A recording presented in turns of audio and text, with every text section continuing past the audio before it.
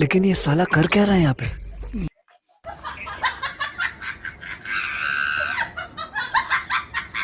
শালা এ 12 মাসে আম লাগাইলাম, গাছে মোটে 4-5টা আম হইছে। তা শালা এই শফিকি ছাগলের জন্য এই আম মনে হয় আমার রাখা আর হবে না। দাঁড়া ওর বাপের দ্বারে যাইনি, নালিশের বাপের দ্বারে আমার করাই লাগবে না, আর হবে না। কি একটা ঝামেলা। ও শফিক, रहा है यहाँ पे? শফিক ঘরে আছো নি? এই বেরিয়ে আয়।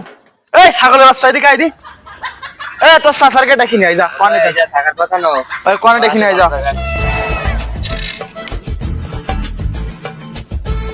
लेकिन ये साला कर क्या रहा है यहाँ पे? এদিকে নাও। কি হইছে? বাড়ির সামনে বসে কুত্তর মতো গেউ গেউ করছো?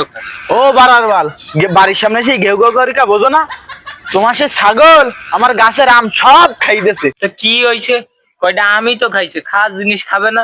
তোর আমের কয় টাকা দাম আমার ক, আমি দিয়ে দেবান তোর বালের আম। তুই পারো না একটা 5 টাকা দিয়ে পান খাচ্ছি, তুই আবার দিবি আমার আমের দাম? তোর শরীরে তো মেলা চর্বি জমে গেছে দেখতেছি। এইরকম চোর চাচার পোলাপান কার বাড়িতে জন্ম হয়েছে বুঝি। বাসা যাও, বাড়ি থেকে দাওটা নিয়ে এসো, যাও যাও। দাঁড়া, দাঁড়া লাগবে না, দাঁড়া। এ যা, এ নিয়ে আর কথা বলিস না, আমি আমার ছাগলকে কয়ে দেবানি তোর আম গাছের আর চারি পাশেও যাবে না, যা। হে রে বেটা পাগল, তুই কি করলি? তোর পোলা তোর কথা শুনি না যাবি? আমি বাইশে থাকাকালীন আর তোর আম গাছের আশেপাশেও যাবে না, যা।